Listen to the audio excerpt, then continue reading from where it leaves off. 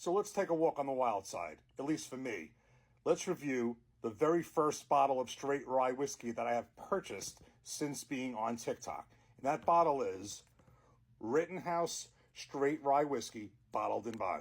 Now, anyone who knows me knows I'm not or haven't been much of a rye person. I have been getting more into it recently, along with enjoying and getting a palate for higher proofs. I've also been getting a palate for higher, we'll say mash bills with higher rye content. Still bourbons, but higher rye bourbons, and I've been liking them. But as far as just straight rye whiskeys, I don't have much really to go on. Prior to being on TikTok, I did purchase a bottle of Sazerac rye, and I had mixed feelings about it at the time, which is, Sazerac owns Buffalo Trace, figured I would love it.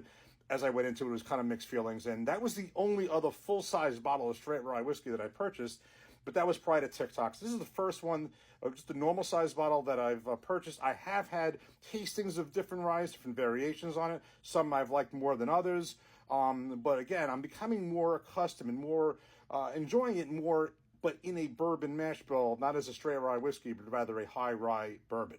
In this case, this is a straight rye whiskey, and we'll just the basic details on it are the following. This is from Heaven Hill. This is one of several bottle and bonds that Heaven Hill makes. A few of them that are well known as Evan Williams bottled and bond, the Heaven Hill bottled and bond, and the Henry McKenna bottled and bond, all bourbons. But this one is a straight rye whiskey bottled and bond. And just to take a step aside for a second, bottled and bond arises from the Bottled and Bond Act of 1897, which basically provided certain standards to protect consumers as well as legitimate distillers also, to ensure the whiskey that is being made was one of quality. Those requirements are: it must be a product of one distillation season at a single distillery, aged in a federally bonded warehouse under U.S. government supervision, aged for at least 4 years, and must be bottled at exactly 100 proof.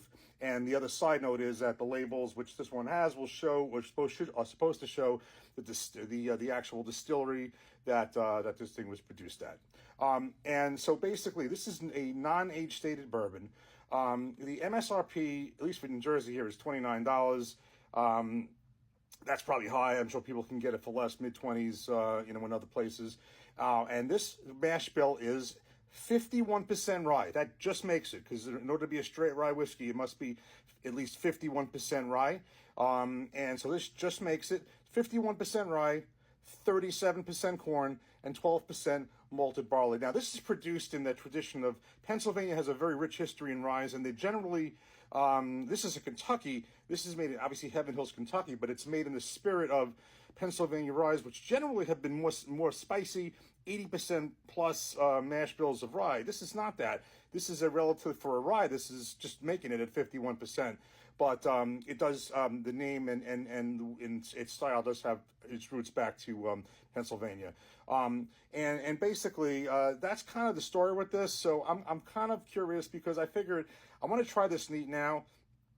And at worst, if it's something that I'm not totally thrilled with, I will use this as a mixer. I'll make Manhattans, because I know, you can make Manhattans with bourbon or rye. I know traditionally Manhattans are made with rye, just as, you can do an old-fashioned either way too, but old-fashioned is more traditionally a bourbon. So at worst, we'll use this as a mixer, but I figured we'll just crack it open. I've heard a lot of good things from a lot of people. I know the guys at Beyond Bourbon love this. This is one of their recommendations as far as one of their favorite budget ryes and budget bottles in general. So let's crack it open and let's give this a shot.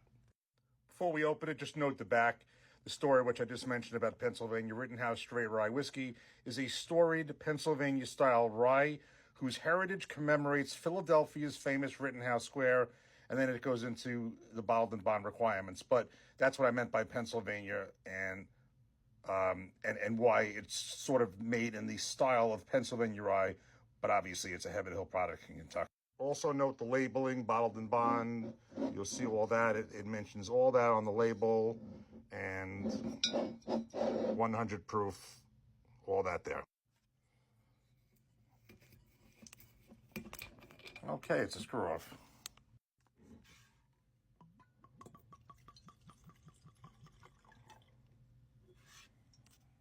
Okay, so we got this poured in a glass. Let's go right into the nose. smells light, floral. I do detect some spice in there, but nothing crazy. All right, let's give this a taste. Cheers.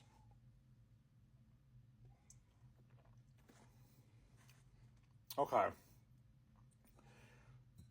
I'm getting the rice spice right off the bat, but there's also some sweetness to it also. I guess it's just different for me, especially on a straight rye whiskey, because I almost feel like the taste is inverted. It's almost like reverse because I'm used to, the corn forwardness being the majority and the rye being the minority. This is kind of flipped, although it's not overwhelming because I would imagine what I would think if it was an 80% straight rye whiskey. The one rye whiskey I had, which actually surprised me, was the what Bourbon Barry sent me, and it was like a malted rye, and that was different. But as far as just a straight rye, I don't have many to speak of, but it's just inverted because you're getting the rye spice, and then there's less corn. But since the fact the rye isn't overwhelming, it's also not overwhelming spice, but it's definitely there. There is some sweetness. Let me try this again.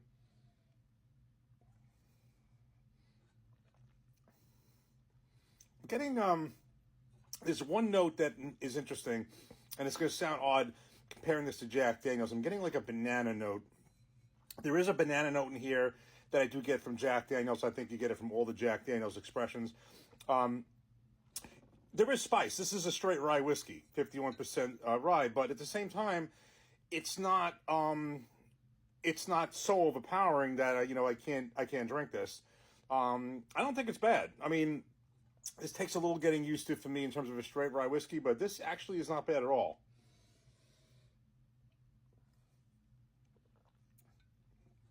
Definitely fruit. I am getting a banana note. There's spice, but there's fruit.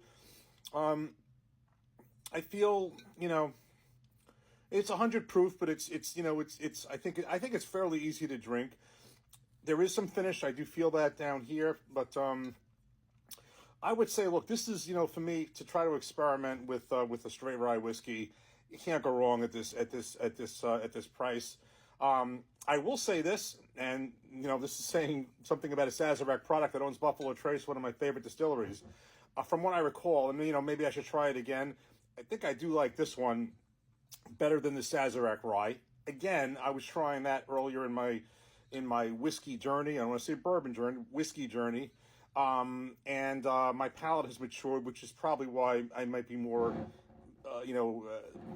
agreeable to this at this point, at this juncture. But I would like to try this in a mixed drink in Manhattan or an old fashioned. It could be done that too. I could do it that way, and maybe some other drinks. I just feel it's actually, regardless, I thought it's good to have, like a nice, and there's 100 proof straight rye whiskey in my bar. I'm not the kind of person who's going to have 20 of straight rye whiskeys. It's just not me. I'm going to have bourbons, but I thought it was a good time to try one, have it on the bar, whether I want to have it neat. Try this with some ice and a cocktail.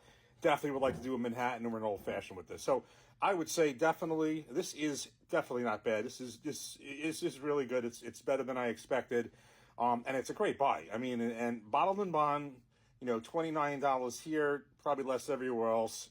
I would say this is a buy, and everyone who's recommended it, I totally see why. I'm liking this more as I actually am getting into this. So cheers, everyone. Thanks for watching. Take care.